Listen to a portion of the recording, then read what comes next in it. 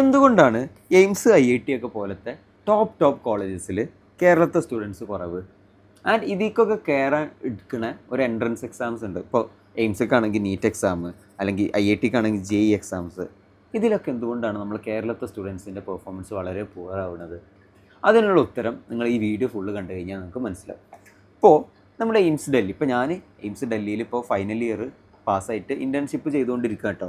ഞാൻ പറഞ്ഞാൽ 2021 ബാച്ചാണ്. അപ്പോൾ നിങ്ങളെ കോളേജസിലെ ഓരോ ബാച്ചസിലെ മലയാളീസിൻ്റെ എണ്ണമാണ് നിങ്ങൾ ഈ കാണുന്നത്. ഇപ്പോൾ 2021, അതായത് എൻ്റെ ബാച്ചിൽ നോക്കുകയാണെങ്കിൽ 12 മലയാളികളാണ്. ടോട്ടൽ 132 സ്റ്റുഡൻസിലാട്ടോ. അതിലാണ് ഇത് പറയുന്നത്. 2021 12 മലയാളീസാണ്. 2022 ബാച്ചിൽ എൻ്റെ നേരെ തൊട്ട് ജൂനിയർ ബാച്ചിൽ 7 മലയാളീസാണ്. 2023 ബാച്ചിൽ അതിൻ്റെ തൊട്ടടിയിൽ 5 മലയാളികളാണ്.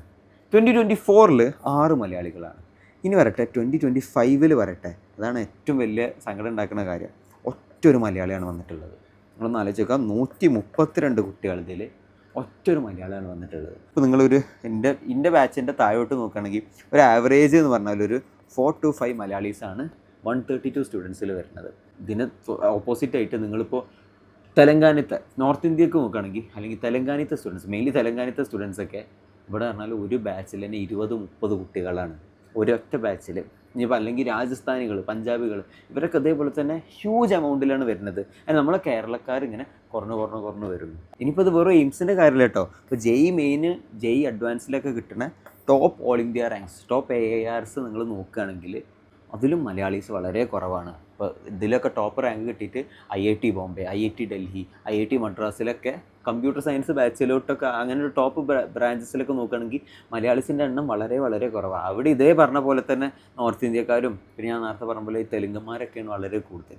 അപ്പോൾ ഇതിൻ്റെയൊക്കെ കാരണം എന്തെന്ന് വെച്ചാൽ ഇത്രയേ ഉള്ളൂ, നമ്മൾ ഓൺസെറ്റ് വളരെ ലേറ്റാണ്. എന്തിൻ്റെ ഓൺസെറ്റ്? നമുക്ക് ആ ഡ്രീമും ആൻഡ് പ്രപ്പും, നമുക്ക് നമ്മളെ ഡ്രീമും മനസ്സിലാവേണ്ടത്. ഇപ്പോൾ ഫോർ എക്സാമ്പിൾ എനിക്ക് നീറ്റ് ക്രാക്ക് ചെയ്യണം, അല്ലെങ്കിൽ ഈ JEE എക്സാം ക്രാക്ക് ചെയ്തിട്ട് ഇപ്പോൾ ഈ ഒരു എഞ്ചിനീയർ ആവണം, അല്ലെങ്കിൽ നീറ്റ് എക്സാം ക്രാക്ക് ചെയ്തിട്ട് ഇപ്പോൾ നല്ലൊരു ഡോക്ടർ ആവണം, അല്ലെങ്കിൽ നല്ലൊരു കാർഡിയോളജിസ്റ്റ് ആവണം.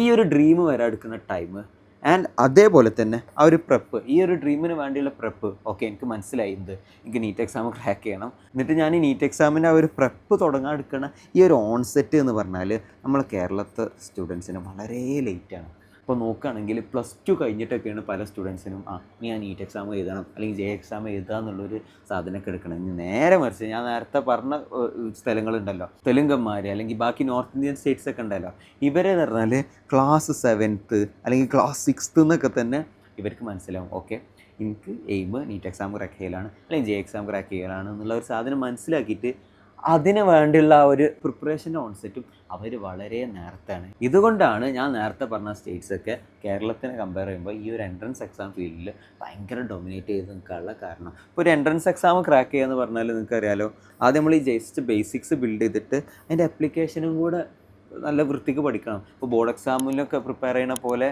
ജസ്റ്റ് ഒരു വെറുതെ തിയറി വായിച്ചിട്ട് പോകാൻ പറ്റില്ല.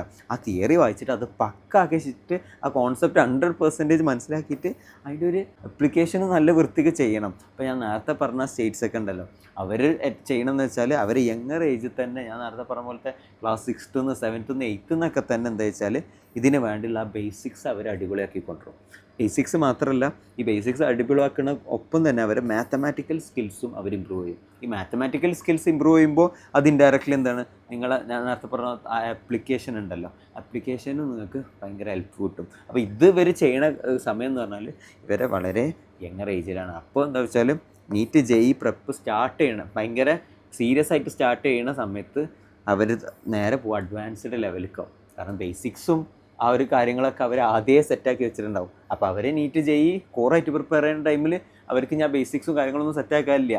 ഇനി അവർ എന്താ വെച്ചാൽ അതിൻ്റെ കൂടുതൽ അഡ്വാൻസ്ഡ് ആയിട്ടുള്ള ആപ്ലിക്കേഷനും കാര്യങ്ങളും കൂടുതൽ റിവിഷനും കാര്യങ്ങളൊക്കെ ചെയ്താൽ മതി. ആൻഡ് ഈ ഒരു സ്റ്റെപ്പ് ഇവർ ചെയ്യുക, നിങ്ങൾ ആലോചിച്ചോ, ക്ലാസ് 6th, 7th, 8th മുതലേ ഇവർ തുടങ്ങും കേട്ടോ. ഇനി നേരെ മറിച്ച് നമ്മളെ കേരളത്തിലോട്ട് നോക്കുകയാണെങ്കിൽ ഈ ബേസിക്സ് ബിൽഡ് ചെയ്യുക തന്നെ എന്താ വെച്ചാൽ ഒന്ന് ഈ ക്ലാസ് 12th ഒക്കെ കഴിഞ്ഞിട്ട് ആ റിപ്പീറ്റിൻ്റെ സമയത്താവും. അതുകൊണ്ട് തന്നെ എന്ത് സംഭവിക്കും, ആ ഒരു ബേസിക്സ് ബിൽഡ് ചെയ്തിട്ട് ആ ഒരു ആപ്ലിക്കേഷൻ ലെവലിലോട്ടൊക്കെ എത്തുമ്പോഴത്തേന് ആ ഒരു റിപ്പീറ്ററിൻ്റെ ഒരു 1 year അവർക്ക് തികയൂല. പിന്നെ അവർ റിപ്പീറ്റ് ചെയ്യേണ്ടി വരും, സൂപ്പർ റിപ്പീറ്റ് ചെയ്യേണ്ടി വരും. അങ്ങനെ അവരെ നീറ്റിൻ്റെ പ്രെപ്പ് എന്നുള്ളത് ഇങ്ങനെ നീണ്ട് പോകും. ഇതാണ് ഭയങ്കര പ്രശ്നം. അപ്പോൾ നിങ്ങൾ കോമ്പറ്റീറ്റീവ്സ് ആയിട്ടുള്ള ഞാൻ പറഞ്ഞ പോലത്തെ തെലുങ്കന്മാരും ബാക്കിയുള്ള നോർത്ത് ഇന്ത്യൻ സ്റ്റേറ്റ്സൊക്കെ അവരിങ്ങനെ അഡ്വാൻസ്ഡ് ലെവൽ ആപ്ലിക്കേഷൻ ലെവൽ സാധനങ്ങളൊക്കെ ചെയ്യുമ്പോൾ നിങ്ങൾ സ്റ്റിൽ ഇപ്പോഴും ഇങ്ങനെ ബേസിക്സ് ഇങ്ങനെ ചെയ്തുകൊണ്ടിരിക്കുക. കാരണം അപ്പോൾ എന്താ വെച്ചാൽ അവർക്ക് ആ ഒരു അഡ്വാൻറ്റേജ് നല്ലോണം കിട്ടും. അപ്പോൾ ഇനി അപ്കമ്മിങ് നീറ്റ് ഓർ ജെഇ ആസ്പിരൻസിനോടൊക്കെ എനിക്ക് പറയാനുള്ളതെന്ന് വെച്ചാൽ നിങ്ങൾ ഈ ഹൈസ്കൂൾ ടൈമിൽ തന്നെ ഒരു കുറച്ച് ടൈം നിങ്ങൾ ഇതിലോട്ട് ഇൻവെസ്റ്റ് ചെയ്യണം. അത് വെച്ചിട്ട് നിങ്ങൾ കുറേ ടൈം ഇതിനു വേണ്ടി കൊടുക്കണം എന്നല്ല കേട്ടോ. അപ്പോൾ കുറച്ച് ടൈം ഇപ്പോൾ എന്താ വെച്ചാൽ ഡെയിലി ഒരു മണിക്കൂറൊക്കെ നിങ്ങൾ എന്ത് വെച്ചാൽ ഇതിനും വേണ്ടി ഈ ഒരു പ്രിപ്പറേഷനും വേണ്ടി മാറ്റി വെക്കുക. നിങ്ങൾ ഹൈസ്കൂൾ ടൈം എന്ന് പറഞ്ഞാൽ നിങ്ങൾ വളരെ എൻജോയ് ചെയ്യേണ്ട ഒരു കാര്യമാണ്. ഇപ്പോൾ എൻ്റെ കേസ് നോക്കുകയാണെങ്കിൽ തന്നെ ആ ഒരു ഹൈസ്കൂളത്തെ ഒരു 3 ഇയർ 8, 9, 10 എന്നുള്ളത് പറഞ്ഞാൽ ഇപ്പോഴും എൻ്റെ മൈൻഡിൽ ഒരു ഗോൾഡൻ ഇയേഴ്സാണ്. അത്രയും മെമ്മറീസും കാര്യങ്ങളൊക്കെ ഉള്ളൊരു ഇയേഴ്സാണ്. അത് വെച്ചിട്ട് കുറേ മെമ്മറീസ് ഉണ്ടാക്കാന്ന് പറഞ്ഞാൽ വെറും ഉഴപ്പലും കാര്യങ്ങളൊന്നുമല്ല.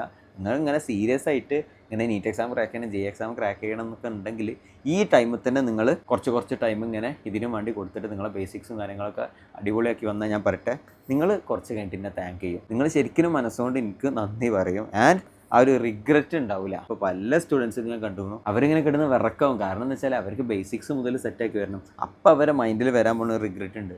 കുറച്ച് മുന്നേ ഒന്ന് നല്ല വൃത്തിക്ക് നോക്കിയിരുന്നെങ്കിൽ, അന്നൊരു കുറച്ച് ബേസിക്സ് അടിപൊളിയാക്കിയിരുന്നെങ്കിൽ എന്നുള്ളൊരു റിഗ്രറ്റ് അവർക്ക് വരും. അപ്പോൾ ഞാൻ പറയട്ടെ, നിങ്ങൾക്ക് ഇപ്പോൾ നിങ്ങൾ ഹൈസ്കൂളിലൊക്കെ ആണെങ്കിൽ ഒരു കുറച്ച് ടൈം ഇൻവെസ്റ്റ് ചെയ്തോ, നിങ്ങൾക്ക് വളരെ വളരെ വളരെ ഹെൽപ്ഫുൾ ആവും. ആൻഡ് ഇനിയിപ്പോൾ ഞാൻ ഈ പറഞ്ഞ പോലത്തെ നല്ല അടിപൊളിയായിട്ട് കാര്യങ്ങളൊക്കെ പ്രൊവൈഡ് ചെയ്യുന്നത് എവിടെയെന്ന് അന്വേഷിച്ച് നടക്കുകയാണെങ്കിൽ നമ്മൾ എജുപോർട്ടിൻ്റെ ഫൗണ്ടേഷൻ ബാച്ചിലോട്ട് പോരാ. നല്ല കിട്ടില്ല ഫാക്കൽറ്റീസിന് നല്ല അടിപൊളി ക്ലാസ്സസും കാര്യങ്ങളൊക്കെ ഉണ്ടോ. അപ്പോൾ ഇതിനെക്കുറിച്ചുള്ള കൂടുതൽ ഡീറ്റെയിൽസും കാര്യങ്ങളൊക്കെ ഡിസ്ക്രിപ്ഷൻ ബോക്സിലും പിണ്ട് കമൻറ്റിലും കൊടുത്തിട്ടുണ്ടാവും. അവിടെ ഒന്ന് പോയിട്ട് നോക്കിയാൽ മതി. ആൻഡ് എനിക്ക് ലാസ്റ്റായിട്ട് ഇത്ര മാത്രമേ പറയാനുള്ളൂ, നിങ്ങൾ സീരിയസ് ആയിട്ട് നീറ്റ് ജെഇ പോലത്തെ എൻട്രൻസ് എക്സാംസിന് പ്രിപ്പയർ ചെയ്യണവരാണെങ്കിൽ എത്ര നേരത്തെ നിങ്ങൾ പ്രിപ്പറേഷൻ തുടങ്ങുന്നു അത്ര നിങ്ങൾക്ക് അഡ്വാൻറ്റേജും, അത്ര നിങ്ങളെ പ്രിപ്പറേഷൻ വളരെ ഈസി ആൻഡ് നിങ്ങൾക്ക് ചില്ലായിട്ട് റിലാക്സ്ഡ് ആയിട്ട് നിങ്ങൾ പ്രിപ്പയർ ചെയ്യുക. സോ എല്ലാവരും ഇങ്ങനത്തെ ഡിസിഷൻസൊക്കെ വളരെ വൈസായിട്ട് തന്നെ എടുക്കുക. So all the best.